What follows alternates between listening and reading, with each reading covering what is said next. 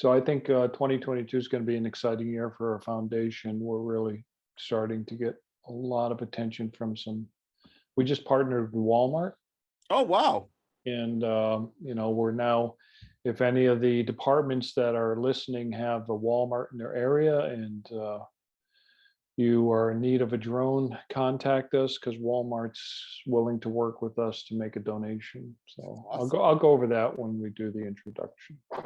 That is awesome news, because they, I know on the grant, on their grant side, I've heard of them giving anywhere from $1,000 to $5,000. 5,000, yeah. Yeah. So it's called the Front Door Cyber Grants Foundation program. So it's pretty well run. That's really powerful. Once you got that in place, definitely put on your site. Oh, absolutely. And we're going to work with them to try to see if we can use their brand as a supporter of what we're doing. So that'll help us too. Excellent. Yeah. Well, starting it. We get started, I would say. Okay. I think anyone else that comes trickling in, it's all good. Okay.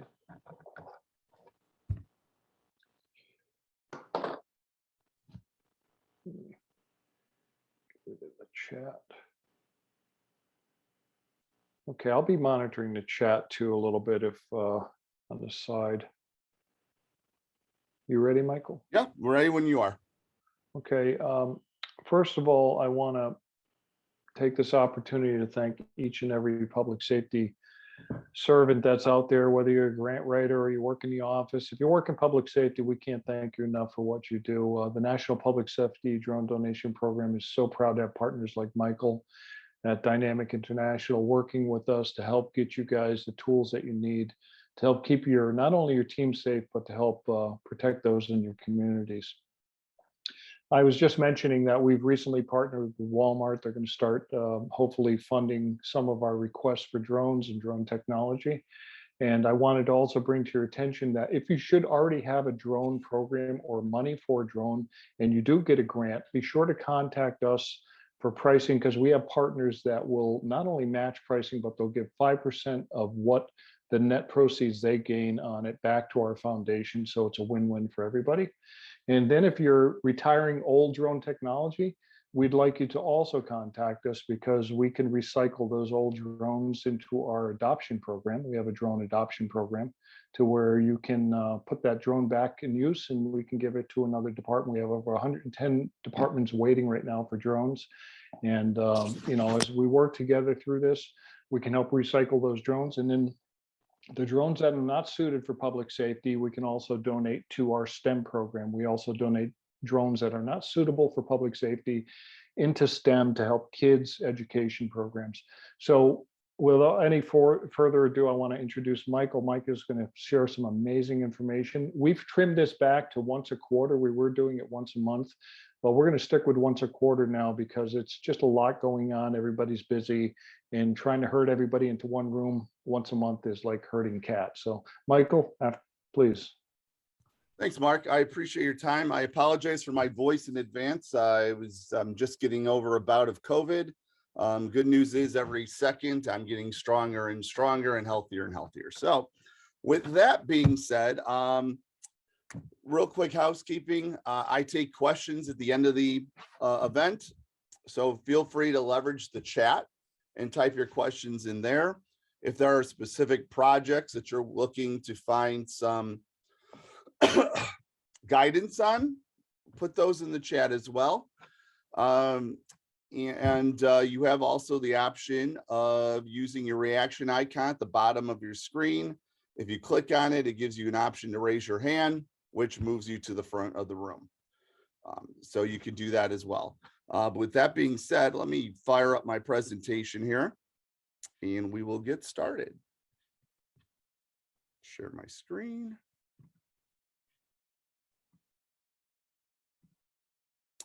All right. What we're going to talk about today is grant funding assistance strategy. And what that is it's a strategy I created, almost 20 years ago now. Back in 2003 is when I really first started implementing it. But in 2007, I started my company, Dynamic International. And that's when I really started offering it as a service and a solution. And over time, it became the cornerstone of what we do. So the reason I created it was I was seeing a need in the marketplace. I used to sell SWAT gear from 2001 to the end of 2006. And I would run into a lot of agencies that needed a variety of equipment that my company sold, but due to funding issues, they couldn't afford to buy them. Because the problem, and this is a problem I still see today, is state and local government end users have needs and wants. It could be equipment, so it could be drones, it could be accessories for your drones, software that goes into your drones to give you the ability to do mapping or other varieties like that, or training companies that train on drones and train how to use the drones and train on how to fill out the paperwork so you can start a drone program at your agency. So these businesses will educate the end users or the agencies in this room on the solutions. You'll see value in it. You'll commit to buying it, but the problem is you don't have any money because 90 to 98% of your budget goes to payroll and gasoline. So the end result is you don't know how or where to find the money. And you must continue to perform these duties and responsibilities without the best equipment that's going to do one or more of the four things: save time, save money, reduce liability, save lives. Those four terms are the terms grants speak. It's their language. So if you want to get grant money, you need to understand how your drone project or drone program is going to save time for your community, how it's going to save money, how it's going to reduce liability, how it's going to save lives. Because if you effectively communicate that to the grantors, they'll write you a check. And we'll dive into that a little bit deeper in the coming slides. So what we do as a company when it comes to grants is build out lists. So we have lists of grants, federal, private, and state, that are available in every state. Funding categories from disaster to community to, if you're a law enforcement agency, straight law enforcement, fire service, straight fire service, so on and so forth. Descriptions, funding amounts, website links. That's what we do today. And then we partner with businesses in helping end users leverage this information and maneuver through the process to getting funding. For a business, we custom build it around solutions. But really what we're going to talk about today are 5 things that I want to teach you to be able to do. Is get approvals to pursue a grant, because sometimes you might want to start a drone program or add to it, but city government is going to want to have a say in it. So you're going to have to put a way to get approvals to do that. Identify grants. We're going to talk about specific drone grants that are available and where to look for them. Locating the point of contact that helps with the grant. Every grant has a point of contact that gives the money out. We're going to teach you how to find those people. How to write a justification paper, how to write a successful one. We also have people on this call that are grant writers that I'm going to recommend they put their contact info in the end in the chat. So if you do need a grant writer, you have someone you can reach out to. And then securing and protecting the grant funding. Because it's one thing that will get the grant money secured, but it's another thing to make sure it's not lost to another project. So we're going to teach you strategies to protect it.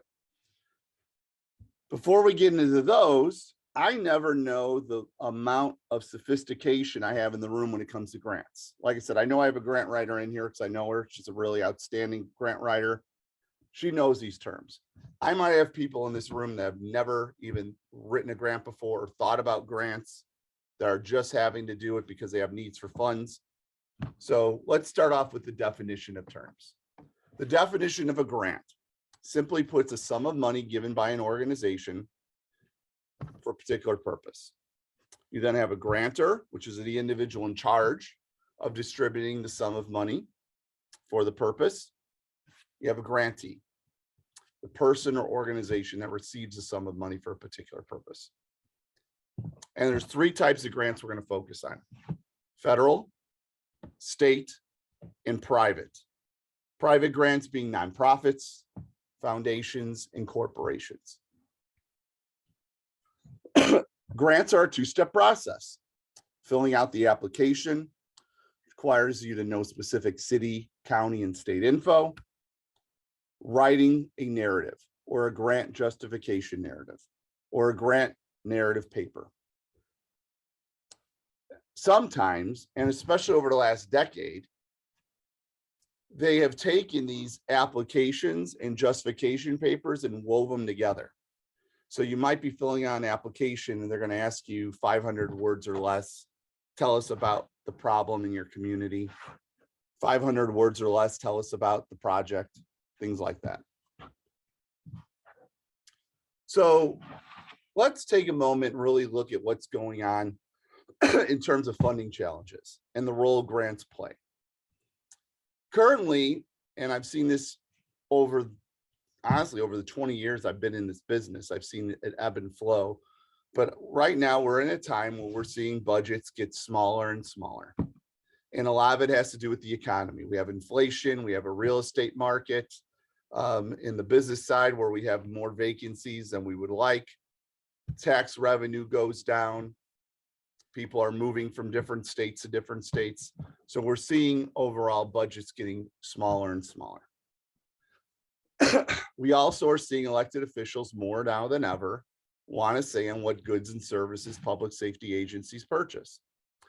You know, there's still push for defunding the police. There's still issues going on where a public safety agency has a need, but due to the fact that the government that's in charge says, wait a minute, before you pursue that, we want to take a look at the project to decide if we want you to spend taxpayer dollars working on it.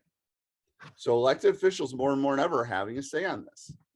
I'm also seeing more and more life-saving products and services not considered as high of a priority, not because of what they do, but because there's other needs at the department. I always have a saying, the more you take a product out of the box and use it, the better chance you're going to get it funded. So if it's something that's only used a handful of times a year, it's going to be more difficult. The higher the cost of the product or service, the harder it is to get that product or service approved for purchase. So if it's something that's in the high 5 figures, 6 figures, sometimes 7 figures, those projects are going to be much more difficult than something that's in the 4-figure range. The end result I see is these products or services keep getting bumped from the budget each year. And the truth is, local agencies have to be prepared now more than ever before. We live in very uncertain times. And to attain this high level of preparedness, budgets need enhancement through grants. So if you're on the business side of this call, this is what you see right now in the marketplace. It's a long purchasing process. As an example, you might get a lead, it might come from the web, a marketing campaign, a cold call, a trade show that you go to, an inbound call that maybe comes into your phone line. You have that conversation with the end user. You send information about your products. You do a demo, virtual or face-to-face, formal quote submitted. And then you as an end user have to take that formal quote and you have to submit it to elected officials to get approval to move forward. If you get the approval, you get to work on the application, the justification paper, submit your awarded funding. The reality is that process, as simple as I made it sound, could actually take anywhere from 6 months to 2 years. And as somebody that wants to see this market be best prepared for anything, my outcome was I had to figure out a way to shorten it. How do you shorten a 2-year cycle down to 6 months? How do you take a 6-month cycle and shorten it to 90 days? And that's really where we get involved with our grant funding assistance strategy. So the first part of it, and there's 5 parts to it, is how to sell projects and get approvals. The first thing we must do if we're an agency is get clear on who's going to approve this project. Is it the leadership at the agency? Is it the city council? Is it a county board? Is it a regional board? Is it state administrators? Understand who are the players on the board. Think of it as a game of chess. If you're playing a chess, you've got to understand what the rook can do versus the knight, what the queen can do versus the king, and what the pawn can do.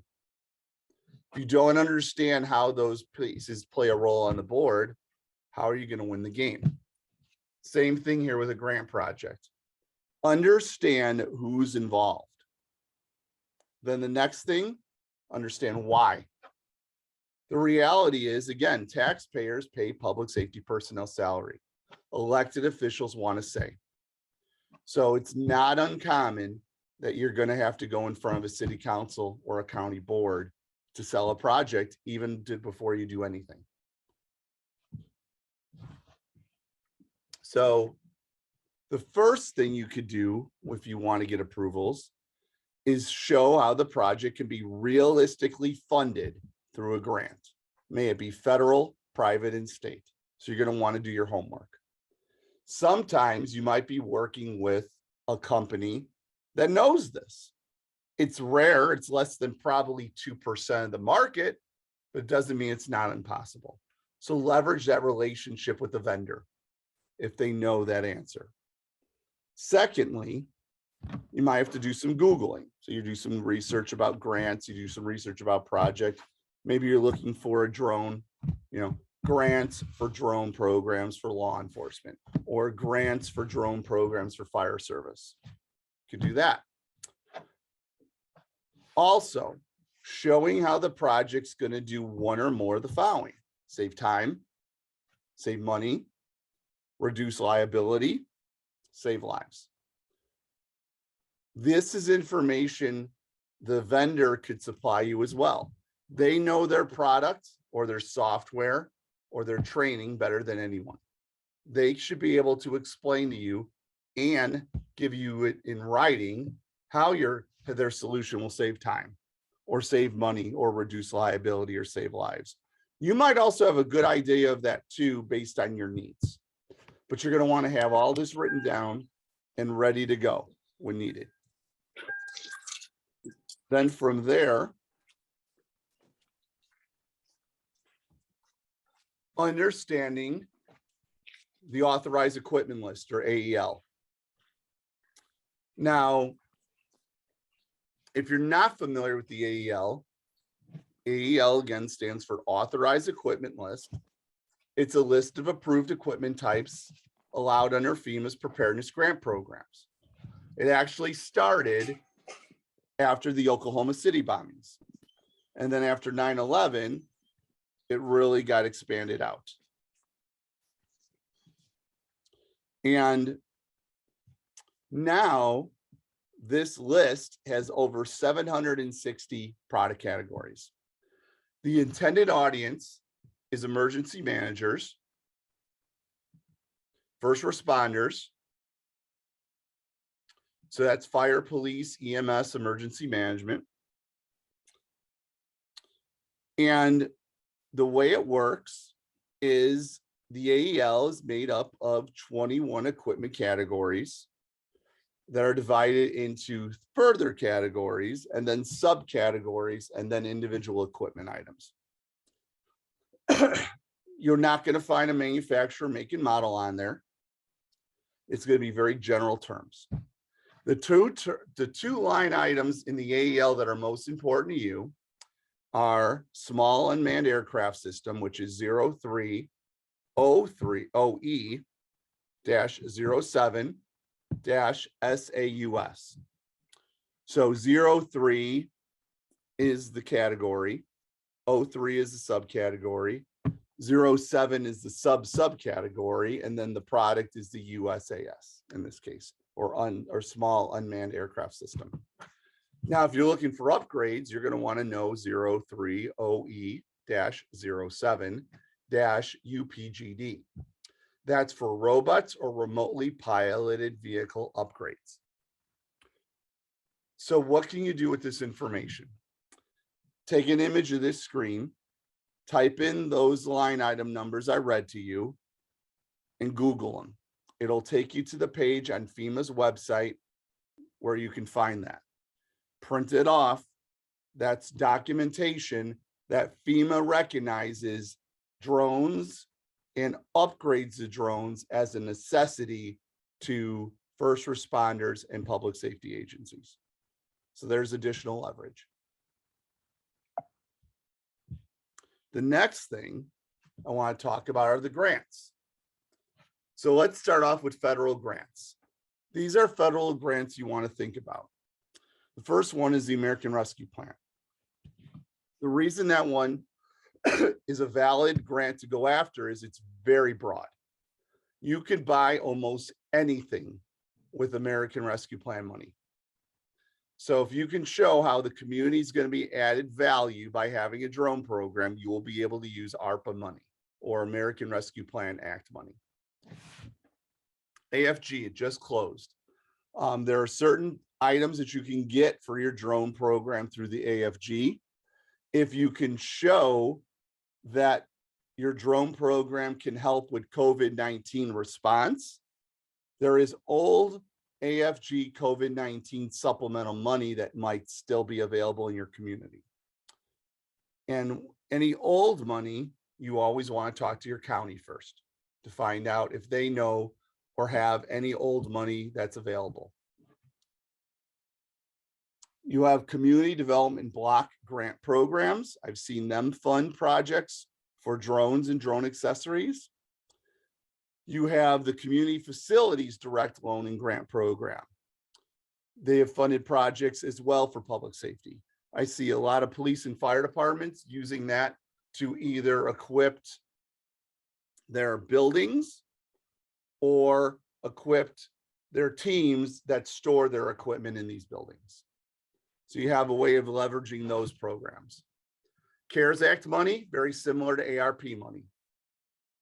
There's still money laying around from it. I mean, you take CARES and you take American Rescue Plan, that's a $500 million with a B that's available. And right now I've read stories and articles and experts have said about half of it's been spent. So there's still at least $250 billion out there. Then there's the Homeland Security Grant Program. That's going to be opening up again sometime in the spring. That's your state Homeland Security, UASI or Urban Area Security Initiative, Operation Stone Garden. Those three grants alone are usually right around $1 billion. I think it was 1.2 last year. If you're in a large metropolitan area, let's say like in New York, a Chicago, a Philadelphia, a Houston as an example, you would qualify for UASI.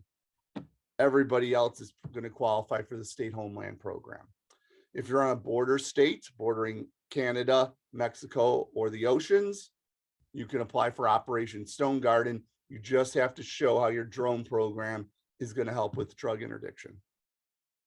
If you have a port or harbor in your community, the port security grant you could apply for. New York, New Jersey has one.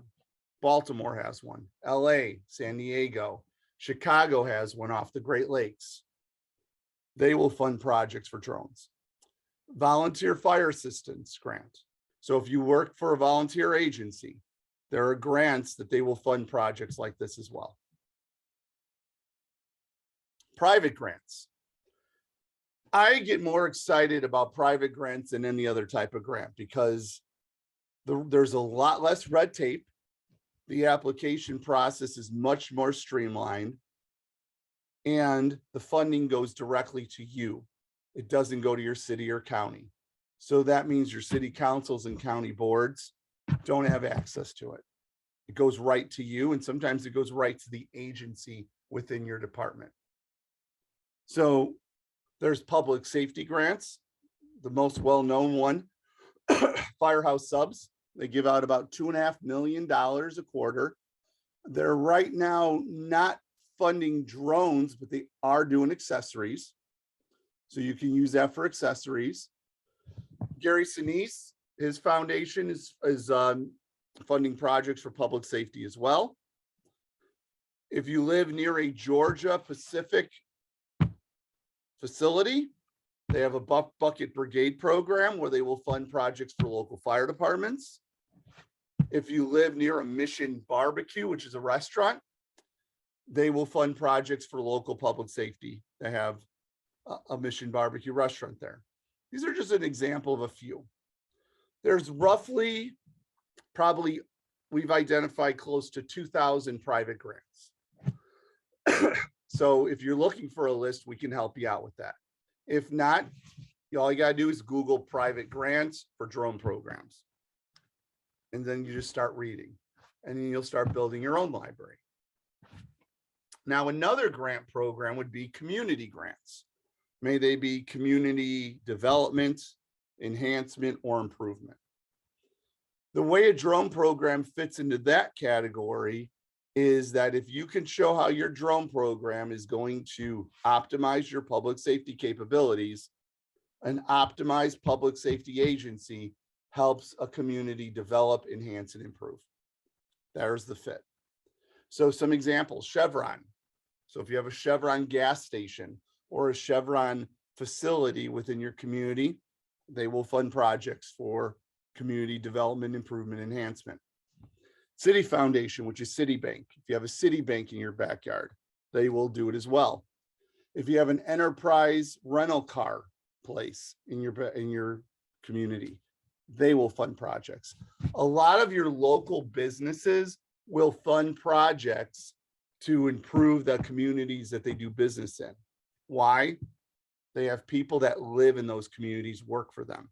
They want to make those communities as vibrant as possible. Then you have disaster grants. May they be disaster preparedness, recovery, response, or relief. Some examples of those. Allstate, the insurance company, if there's an insurance branch in your backyard, they will fund projects. Amazon has a contribution program as well. They will fund projects all over the country because people all over the country buy through Amazon. Cooper Tire.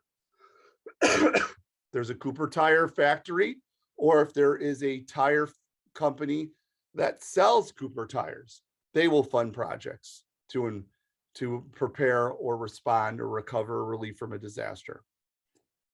Dow Chemical. If there's a Dow Chemical plant in your backyard, they will do the same. So again, these are examples.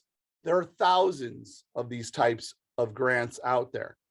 Anybody that does business in your community, you should have a dialogue with, because they will fund projects to enhance, improve, develop your community, or to prepare or respond to a disaster. One of the things I tell businesses to tell you end users is this: anytime you want to get a project funded, there are at least 5 sources of funding you could immediately have a dialogue with.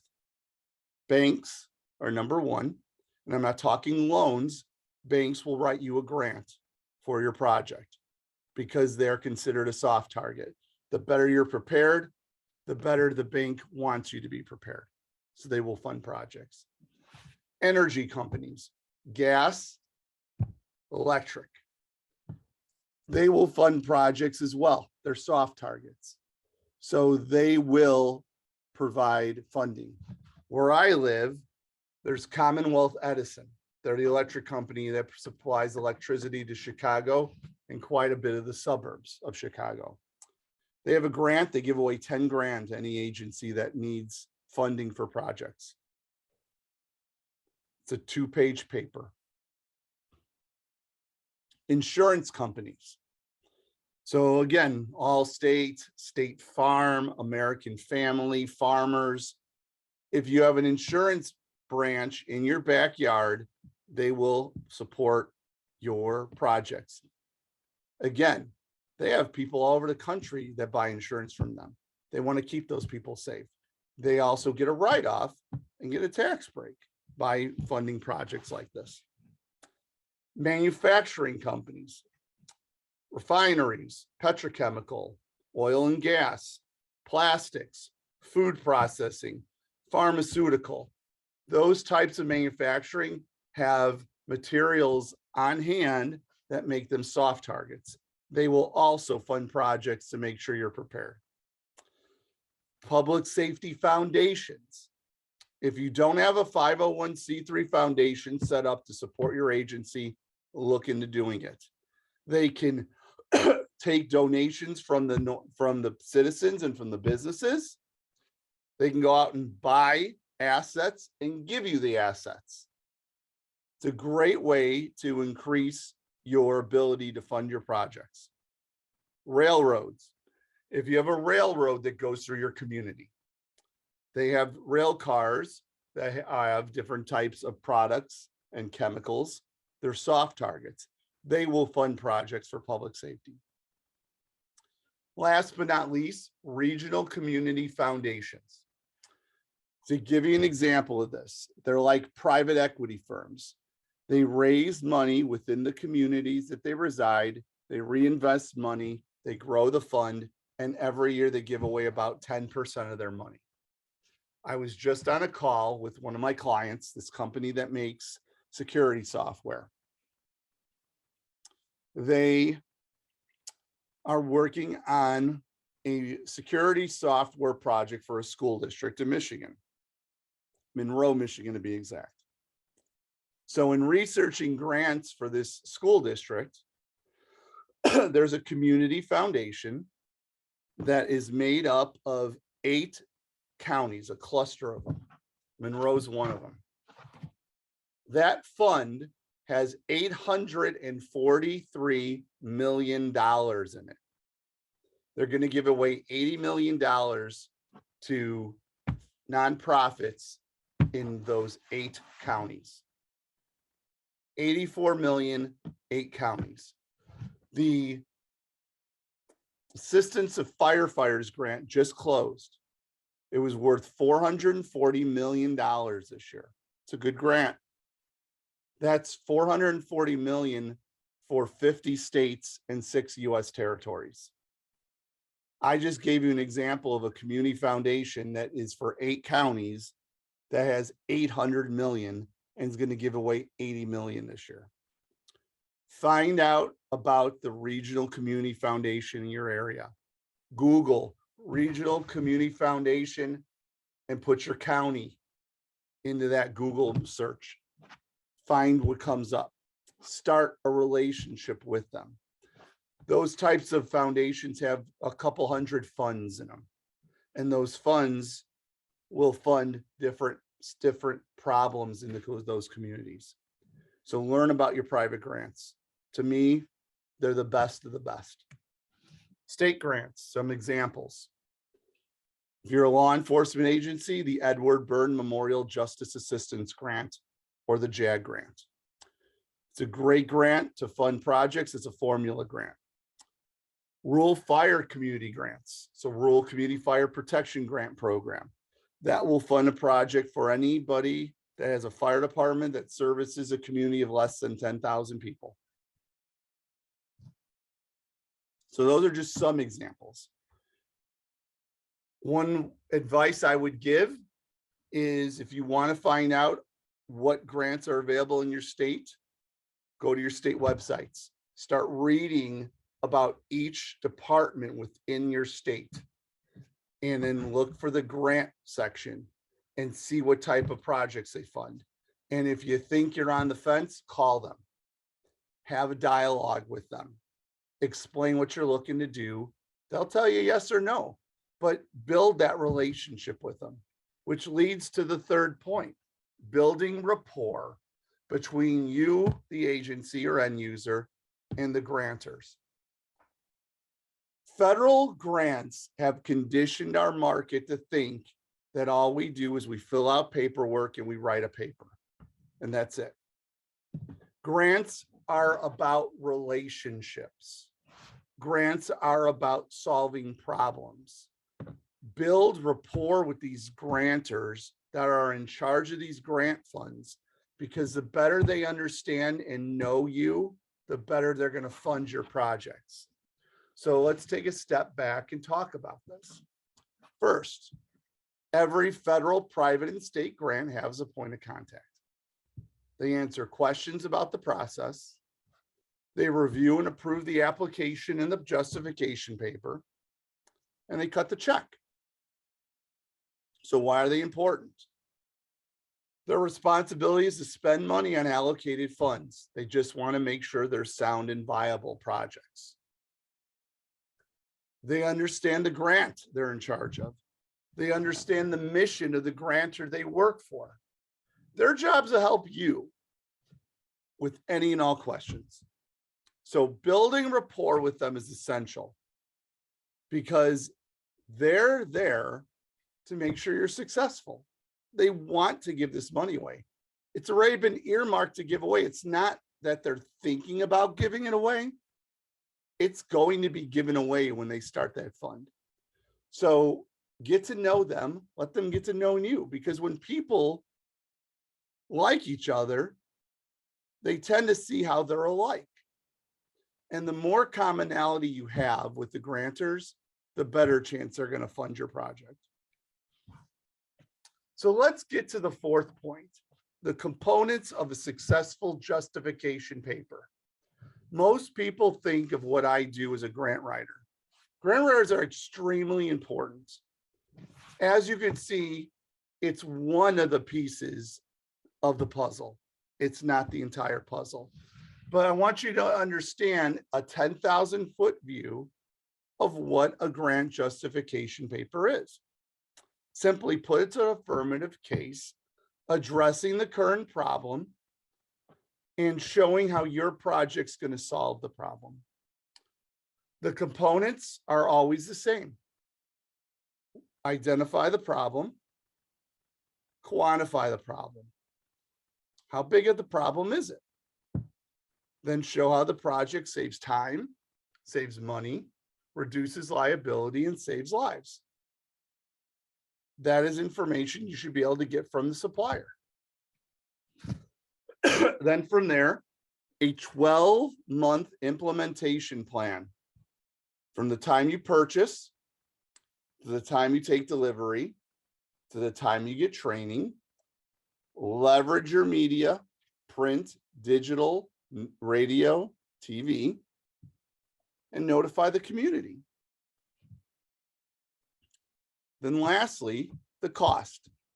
How much is this project going to cost? And that should be made up of the quote or quotes from the vendors. Every grant has those components. The only thing that might be different is the sequence. You might have a grant where you have to talk about the problem and quantify it, and then go into the project, and then go into implementation, and then go into cost. The next one might ask you what the cost is first. What is the project? What's the problem? How big is it? And how do you plan on solving it? Always read the guidance and application. And in fact, a team of 3 is what you need.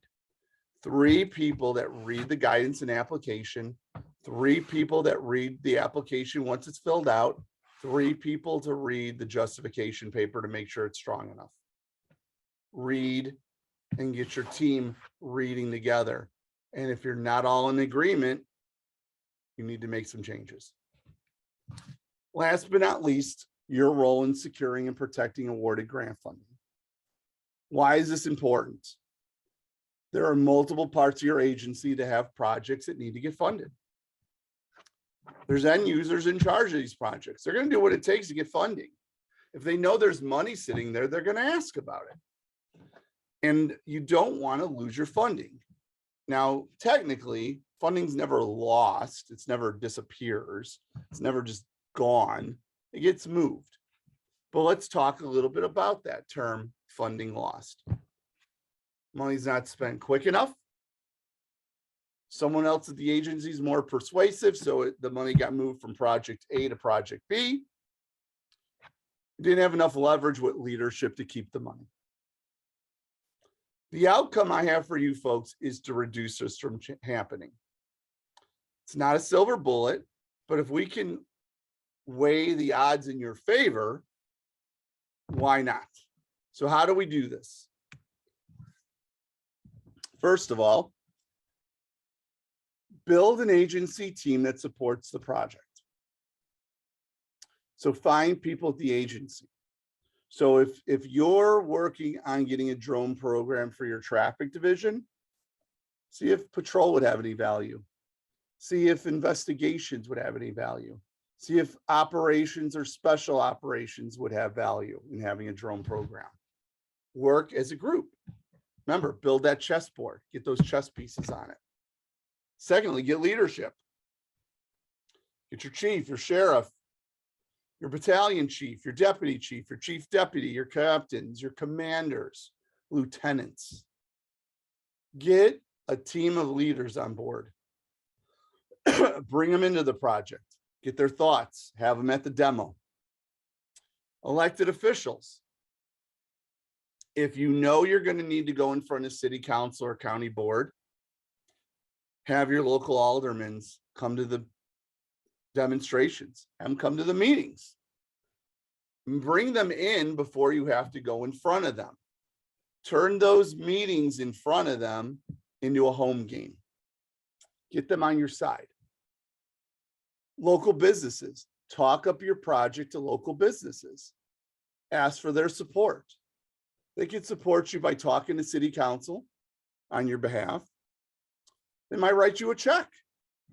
I was working with Oakland Police Department a few months ago.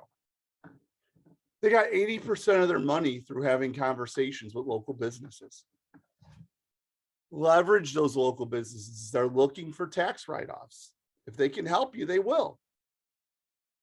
Community leaders, church groups, Chamber of Commerce, they will have the ability to leverage their members, their congregations, and talk up the projects on your behalf. If they know about them, they'll talk to city council or the county board. Citizens. We all live in neighborhoods. We all live in either houses or townhomes or condos or apartments. We have neighbors. Share with the neighbors what you're looking to do, why you're looking to do it. Get them to support the project. How do you sway their hearts and minds? Show how the project saves time, saves money, reduces liability, saves lives. You can also use justification information. May it be NIM standards, may it be NIOSH or NFPA or NIJ or ANSI. If there's any standard that the drone or the equipment that goes on the drone meets, leverage it. Because if you don't have it, there's a liability issue. If there's a liability issue, the agency will protect that money even more so. Agencies will always do more to avoid liability. That's usually the number one thing that moves the needle. Liability, saving lives. Use that to your advantage. So grant assistance, what can we do and what can we not to do? So there's a couple ways I'm going to answer this. As an agency, you can write your own papers, you can write your own applications, you could hire a grant writer to write your applications and your justification papers. If you're a business, you cannot. You cannot write a grant on the behalf of an agency. You cannot write a paper on behalf of an agency. You can hire a third party like myself, and what we can do is give them templates and outlines that the end user will use as a guide and inspiration to write their papers. All of us can review what's written. We can't change it on behalf of the end user. The end user or the grant writer hired by the end user can make changes. What we all can do though as businesses and companies like myself is highlight and create comments on what we recommend they do differently. So we can review, make suggestions, but we can't change things. Agency can do that, or the grant writer hired by the agency can do that. So what I'd like to do now is open it up to any questions. But if you have questions after this presentation, this is the best way to get a hold of me. My office line is 630-945-3605. My mobile number is 630-877-3130. My email is mazamore@dynamic-international.net.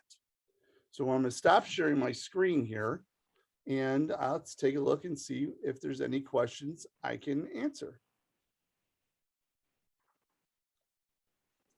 That is true, Scott. They won't fund drones, but they will fund things that can go on drones. So they will do accessories. They will also do software, but they will not do drones because right now there is some pushback about drones based on where they're built.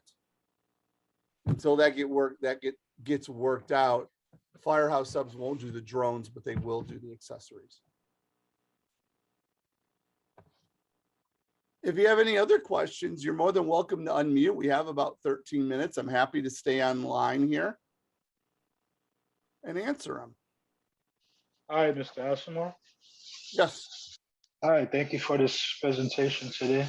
You're welcome. I had a short idea of leveraging the resources of drone associations like AUVSI or the Drone Service, what is it? Drone Service Providers Alliance. Okay. Just your thoughts on that. When you say leverage, help me understand. What would you give me an example of what that would look like? Well, AUVSI, the Drone Service Providers Alliance, these are associations that promote the use of drones in everyday life, pretty much, and just using their, I guess, credentials or credibility to forward the promotion of a grant or any type of resource that they can put forth. I would probably recommend having a conversation with them, sharing with them what you're looking to do and why you're looking to do it and how it's going to add value. And then from there, I'm sure what they can do is share with you where they see they could help and where they see they can't. And they might have resources that they'd recommend. It never hurts to have a conversation.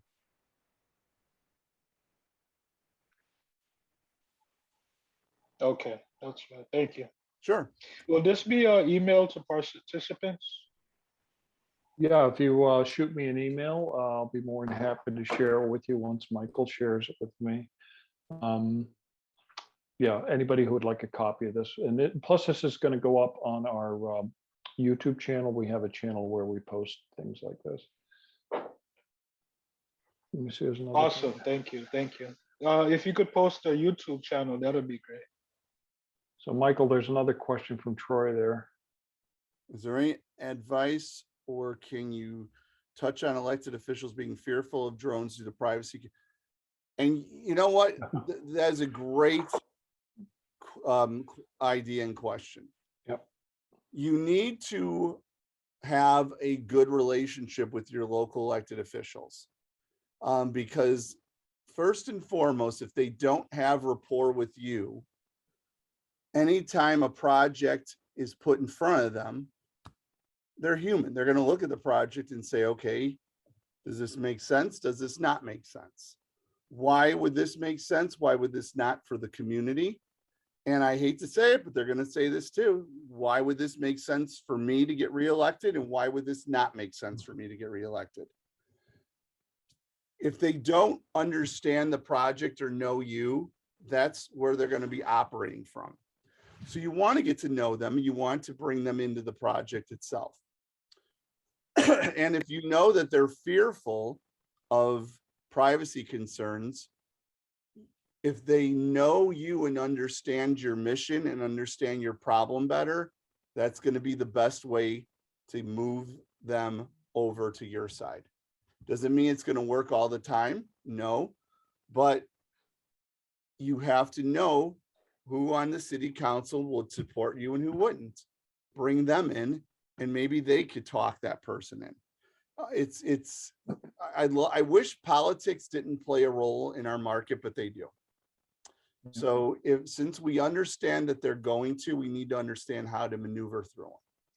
One thing I learned I want to share is Tucson PD. Before they even started their drone program, they educated the general public about what their intentions were, and that really got the support behind them. And if you got the support of the public, typically the political entities are going to, join in. But one of the things our foundation is trying to do is change that perspective that, listen, these drones are in the air to save lives, not to peer and people's privacy or invade it. In fact, you could use the argument, there's not a time we don't go outside or we're driving where we're not on a camera. So what matters if it's 150 feet in the air or on a street sign somewhere, or a building. So slowly, I think more and more politicians are going to start changing. Michael, you brought up a really good point about banks. We just received another notification today that a bank made a donation to a public safety agency. Another good one is car dealerships. All of these public safety agencies buy their vehicles from a car dealership. It would be a great idea maybe to go to them and ask them for some funds, right? Another opportunity. Absolutely. Anybody that's doing business in your community is a potential donor to your mission. And the only thing that prevents them, well, the first thing that prevents them usually is they don't know about it. So you definitely want to share that. Another question on FEMA. Yep.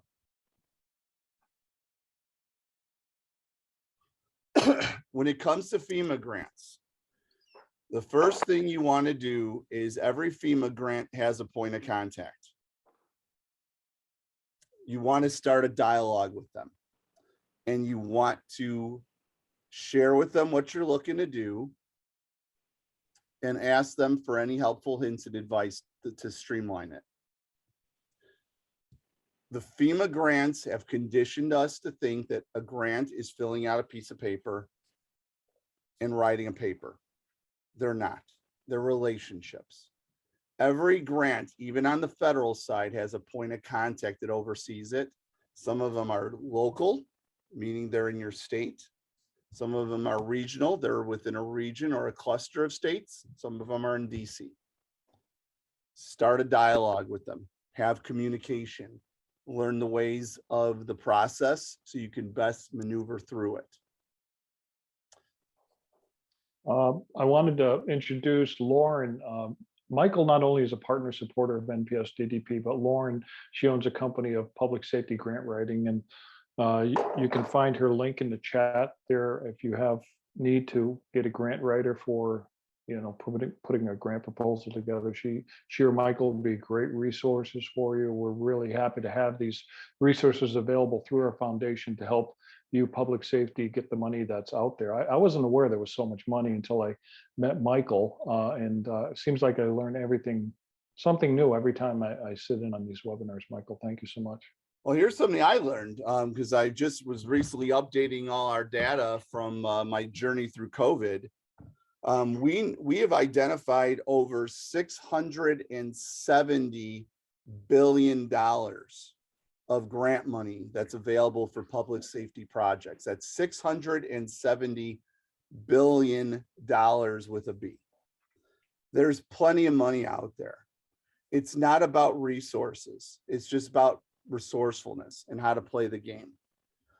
With that in mind, though, Lauren, would you like to hop in and say a little bit about what you've been doing in terms of helping agencies?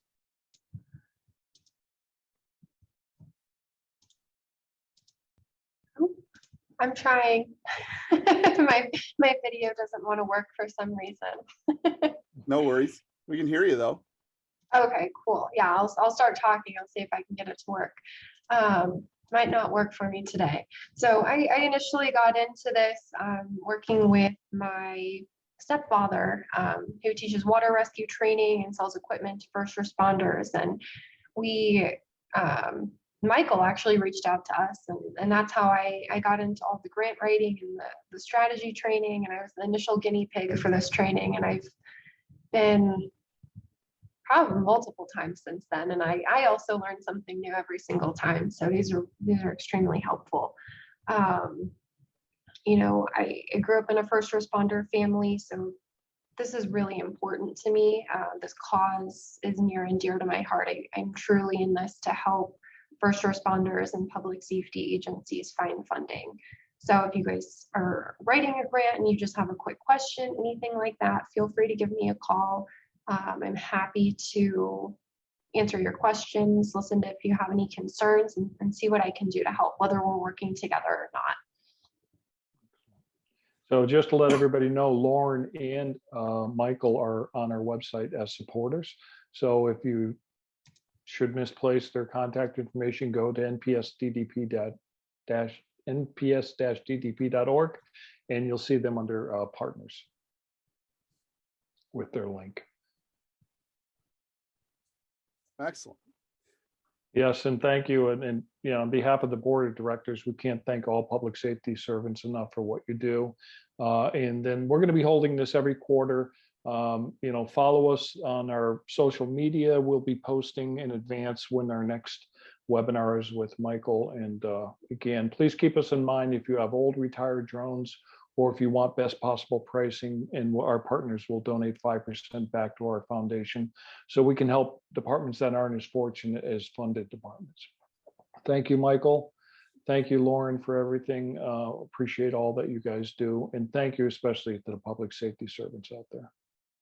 And thank you, Mark, for putting this together. Your outfit's been top notch, and it's been wonderful watching it grow and develop and help and reach more agencies. So it's excellent.